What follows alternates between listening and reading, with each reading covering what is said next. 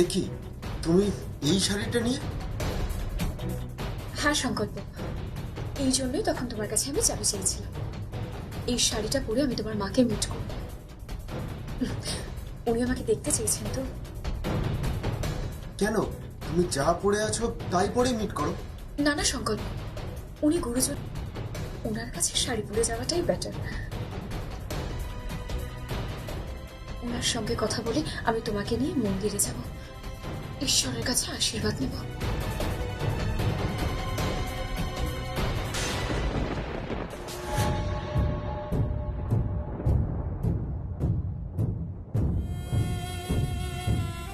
আমি ভাবতে পারিনি সুনিধি তুমি এতটা পাল্টে গেছো। তুমি দেখো,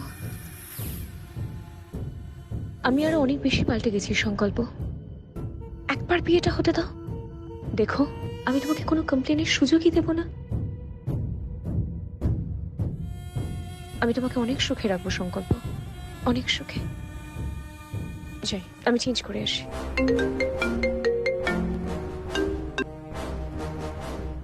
হ্যালো, কে বলছেন? ঝিলাম বলছি।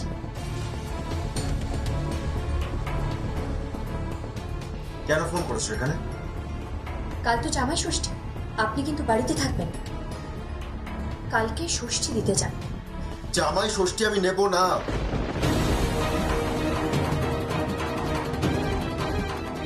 হ্যাঁ, আর জামাই কিসের জামাই? হ্যাঁ, কিসের জামাই? তোমার বোন ডিভোর্স পেপার সাইন করে দিয়েছে, তাই এখন আর আমি তোমাদের জামাই নই। তাই কোনো জামাই ষষ্ঠী আমি নেব না।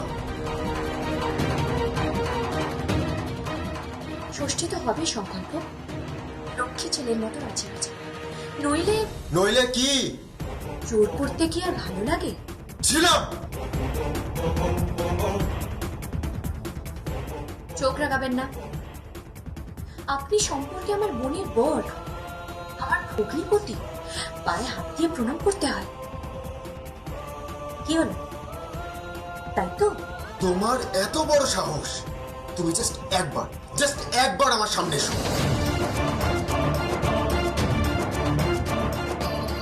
এসেছিলাম তো, কোর্টে এসেছিলাম। আপনি তো কিচ্ছু করতে পারলেন না, আর কিচ্ছু করতে পারবেন না।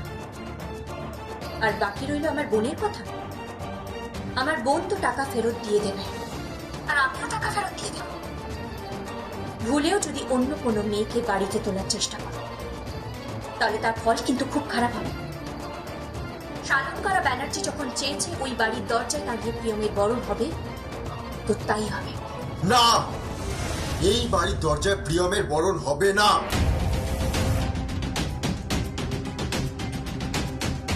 হবে, এই বাড়িতে আমারই বরণ হবে।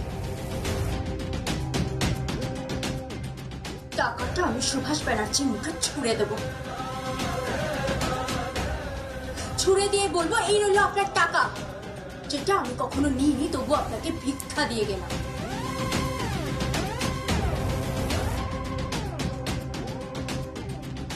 তারপর তোমার সাথে আমি বোঝাপড়া করে নেব সংকল্প। আর যাই করো, স্বামী স্ত্রীর অগ্নি সাক্ষী রাখা বৈবাহিক সম্পর্ক নিয়ে কখনো ছেলে খেলা করো না।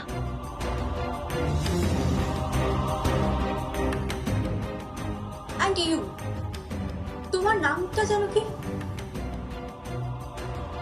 হ্যাঁ, সুনিধি। কখনো নিধি, কখনো সুনিধি, কখনো শর্ট ড্রেস, কখনো শাড়ি, কখনো পার্টি, কখনো পুজো। জানি না তো নাটক কেন করছো, কিন্তু তুমি যেটা চাইছো সেটা কখনো পাবে না। সংকল্পর সাথে তোমার বিয়ে হবে না, তার আগেই আমি টাকাটা এনে সুভাষ ব্যানার্জির মুখে ছুঁড়ে দেব। জীবনে পারবে না। ঠিক তাই। আসলে এতগুলো টাকাও একসাথে কোনোদিন দেখেই। সুনিধি, তুমি তৈরি হয়ে নাও। সংকল্প, সুনিধি তোর মায়ের সাথে দেখা করতে যাবে, তোরা তৈরি হয়ে নে, যা। ফোনটা আমি রাখছি ছিলাম। কালকে তো বাড়িতে থাকবে। আসছি আমি, হয়ে যাক। জামাই ষষ্ঠী। জামাই ষষ্ঠী হবে না। তুমি যদি জামাই ষষ্ঠী করতে পারো তো আমিও বুঝে নেব। বেশ, তবে তাই হোক।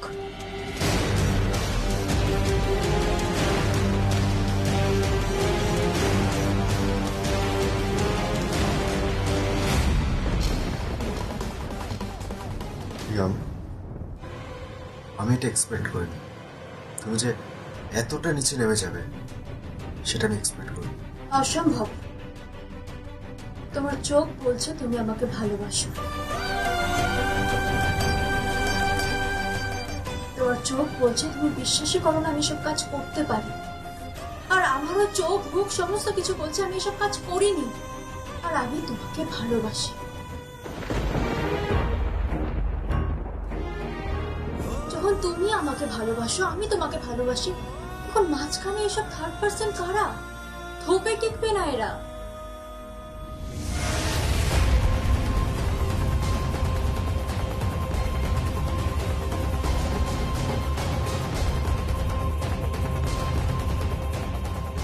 How dare she? How dare she? মাথা গরম করো না, মাথা গরম করো না, ঠান্ডা রাখো, ঠান্ডা।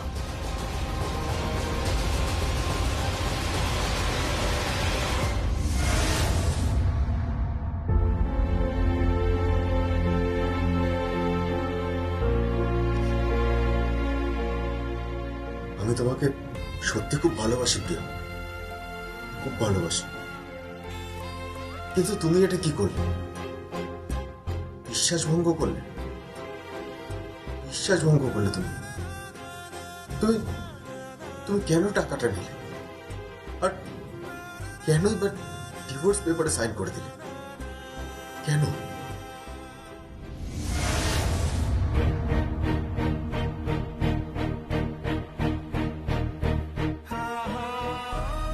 $25 লাখ, এত টাকা?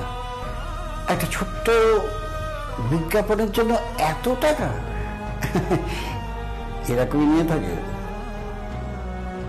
শাড়ির নতুন বিজ্ঞাপনের জন্য শালঙ্কারাকে খোঁজ করছিল, তাই আমি দেখি শালঙ্কারের সাথে কথা বলে দেখি। প্রিয়াম, তুমি মডেলিং করতে পারবে না?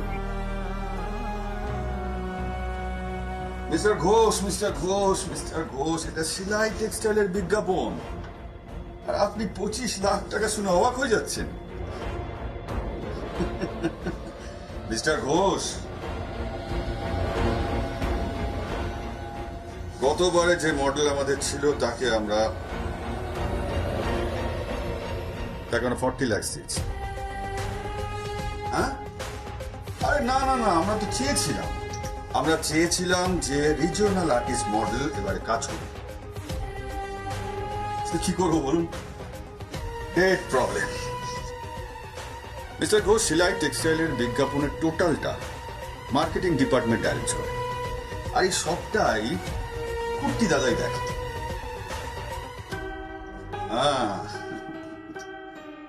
একে শুনেছেন, সেলাই টেক্সটাইল একটা ব্র্যান্ড নেম, আর তারই বিজ্ঞাপন।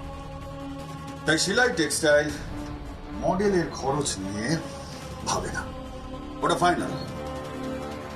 মিস্টার ঘোষ, আমাদের পরের বিজ্ঞাপনে যিনি মডেল, তিনি কত টাকা নিচ্ছেন জানেন? 75 লাখ। হ্যাঁ, আমি তো বললাম এই সমস্ত কুর্তি দাদাই দেখে। আরে সে আর বলতে, শুধু কলকাতাই নয়, ভারতবর্ষের অন্যান্য শহরেও সেলাই টেক্সটাইলের বিজ্ঞাপনের হোর্ডিং বড় বড় করে ছিঁড়ে যাবে। Yes.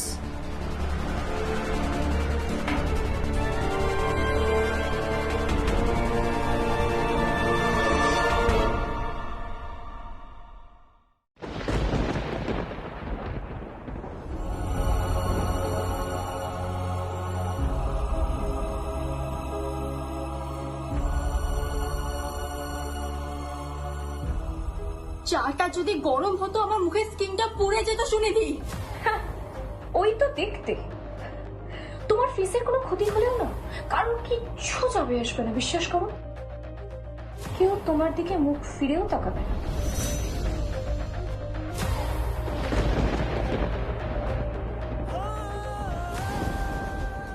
25 lakhs, এত টাকা? একটা ছোট্ট বিজ্ঞাপনের জন্য এত টাকা? এরকমই নিয়ে থাকে। আচ্ছা আচ্ছা আচ্ছা, রিজিওনাল আর্টিস্টদের ডেট কম।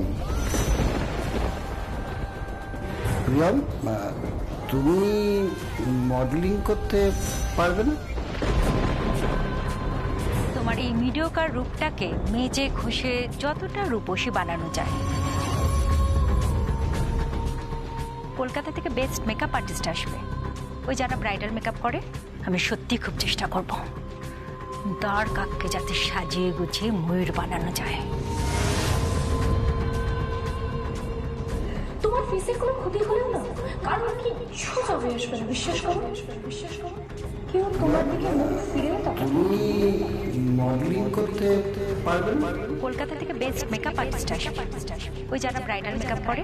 আমি সত্যি খুব চেষ্টা করব দাঁড় কাককে যাতে সাজিয়ে গুছিয়ে ময়ূর বানানো যায়।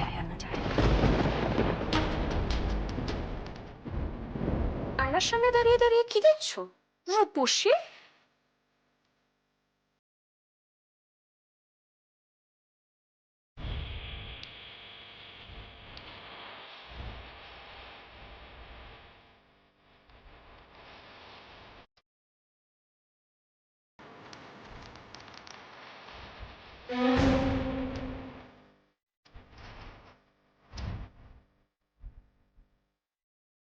কি?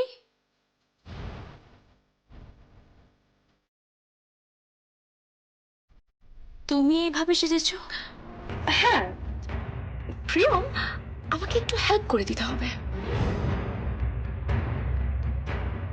কি হেল্প? ঠাকুর ঘরে যেতে হবে, ঠাকুর ঘরে গিয়ে সবকিছু সাজিয়ে দিয়ে আসতে হবে। আমি কি সাজাবো? মানে ঠাকুরকে যেভাবে প্রসাদ দেয়, ঠাকুরকে যেভাবে নৈবেদ্য দেয়, মানে এই বাড়িতে যেভাবে ঠাকুরকে সাজায় আর কি, তুমি আমাকে সবটা দেখিয়ে দেবে। কেন? কারণটা কি?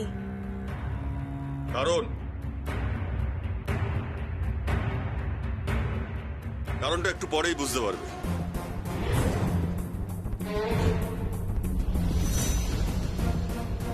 কি কি কারণ? আজ শুভ ষষ্ঠীর দিনে শালঙ্করা ব্যানার্জি এ বাড়িতে আসছে।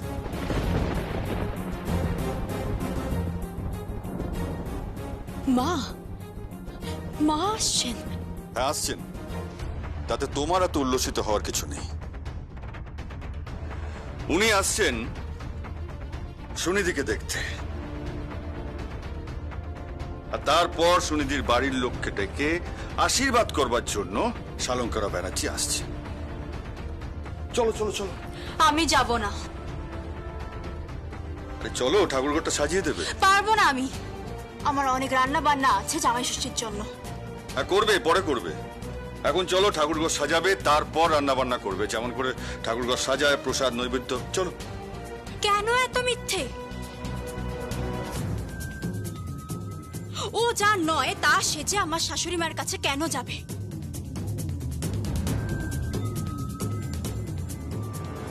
এভাবে সবকিছু গোপন করে কেন আমার সংকল্পের জীবনটা নষ্ট করতে চাইছেন আপনারা?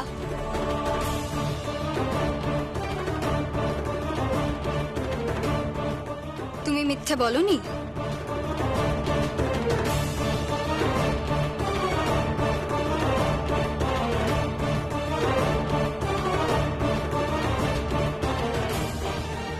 বলনি তুমি কোনো মিথ্যে? তোমাদের বাড়ি থেকে আমাদের ঠকানো হয়নি? তোমার দিদি বিয়ের মণ্ডপ ছেড়ে অন্য ছেলের সঙ্গে পালিয়ে যায়নি? তারপর শালঙ্কারা ব্যানার্জিকে গোপন করে ঝিলমের পরিবর্তে তোমাকে এই বাড়িতে বউ সাজিয়ে পাঠানো হয়নি? ও এখন চোর হঠাৎ সাধু সাজছে? ভদ্রভাবে কথা বলো সঞ্চিতা। ভুলে যেও না আমি সম্পর্কে তোমার বৌদি হই। সম্পর্ক ছিল, এখন নেই। ডিভোর্স পেপারে সই করে মোটা ক্যাশ নেওয়ার পর আর কোনো সম্পর্ক থাকতে পারে না। ছুঁড়ে দেবো সেই ক্যাশ, আপনার মুখে আমি ছুঁড়ে দেব। কিন্তু আমার স্বামীর এত বড় সর্বনাশ আমি হতে দেব না। এই মেয়েটার সাথে আমি কিছুতেই বিয়ে হতে দেব না।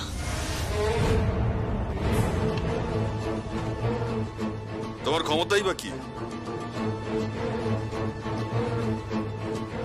চলো। কোথায়?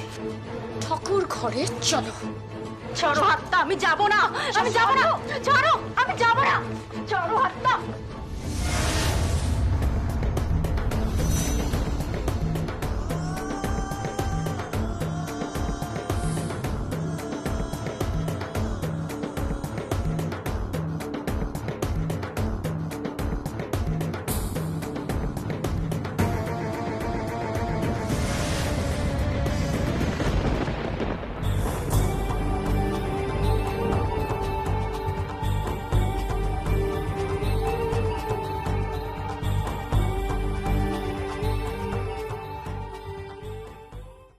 চলো, ছাড়ো হাতটা। চলো, ছাড়ো হাতটা। নাও, সুন্দর করে সব সাজিয়ে ফেলো, বাটা সাজিয়ে ফেলো। বাটা সাজাবো মানে? হ্যাঁ, ওইখানে রিক আসবে, জামাই ষষ্ঠী, বাটা সাজাতে হবে, বাটা। বুঝেছো তো? কিভাবে সাজায় সুনিধিকে দেখিয়ে দাও। জানো তো তুমি, ঠাকুরঘর ভালো করে সাজিয়ে দাও। এইখানে বসেই তো বাটা দেওয়া হবে। কি হলো? কথা কানে যাচ্ছে না তোমার? কাকুমণি যেটা বলছে সেটা করো। করো সেটা। পারবো না আমি। করতে তোমাকে হবেই। পারবো না আমি। তাহলে আজকে এই বাড়িতে তোমার শেষ দিন।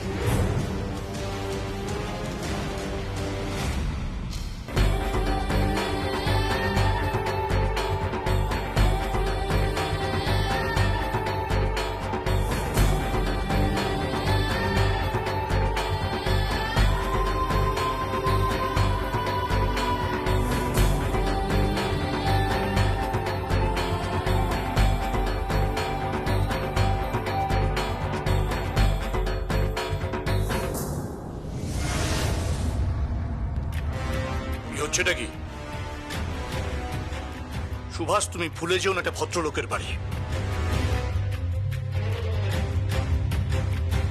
আর সঞ্জিতা, তুমি এই শিক্ষা পেয়েছো? তোমার মা তোমাকে এই শিক্ষা দিয়েছেন? ছি ছি ছি ছি ছি ছি। না, আমি তো বুঝতে পারছি না তোমাদের প্রবলেমটা কি। কেন এই মেয়েটার উপর এরকম জোর জুলুম করছো? সুনিধি, কেন এরকম করছো? এই মেয়েটা তো কদিন পরে চলেই যাবে। সব তো শেষ হয়ে গেছে, সব চোখে বুকে গেছে। তারপরেও মেয়েটার সঙ্গে কেন এরকম করছো? আমি এই বাড়ি থেকে যাব না। আমি এই বাড়ি থেকে কিছুতেই যাব না। প্রিয়ম, তোমাকে তো যেতে হবেই। শালঙ্কারা যে শর্ত দিয়েছে সেটা তুমি কখনোই পূরণ করতে পারবে না। এত অল্প সময়ের মধ্যে এতগুলো টাকা তুমি কিছুতেই জোগাড় করতে পারবে না। এই অল্প সময়ের মধ্যে এতগুলো টাকা জোগাড় করে এই বাড়িতে ফিরিয়ে দেওয়া, আমার মনে হয় তোমার পক্ষে সেটা সম্ভব নয়। যাই হোক, বিশ্বাস করুন বাবা, আমি কিচ্ছু করিনি। আমি কোনো অন্যায় করিনি বাবা। কে ন্যায় করেছে, কে অন্যায় করেছে, কোনটা ভুল কোনটা ঠিক, আজকে আমি এই তর্কে যেতে চাইছি না, যাচ্ছি না। সুভাষ, আজকে বাড়িতে ষষ্ঠী। আজকে আর এই অশান্তি এই বাড়িতে ভালো লাগছে না। দোহাই তোমাদের, রেহাই দাও এই অশান্তি থেকে, রেহাই দাও।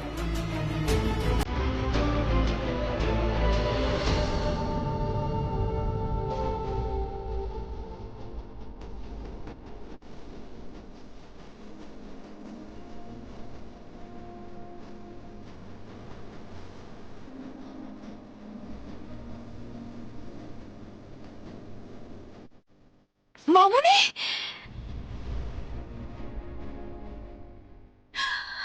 মামনি তুমি এসে গেছো। এসো এসো ভেতরে। সবাই কোথায়?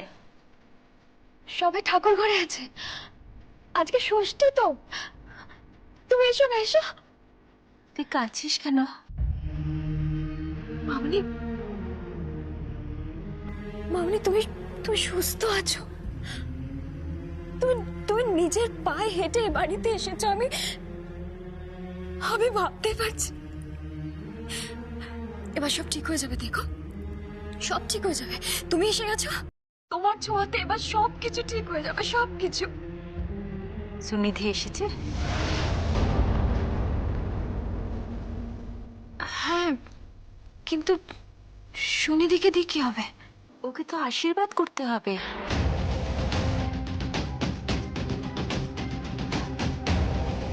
মামনি এসব কি করছো? তুমি তুমি এতটা নিষ্ঠুর হয়ে যেও না। পরিস্থিতি আমাকে নিষ্ঠুর বানিয়েছে, আমি হতে চাইনি। কিন্তু প্রিয়ম তো অপরাধী নয় মামনি।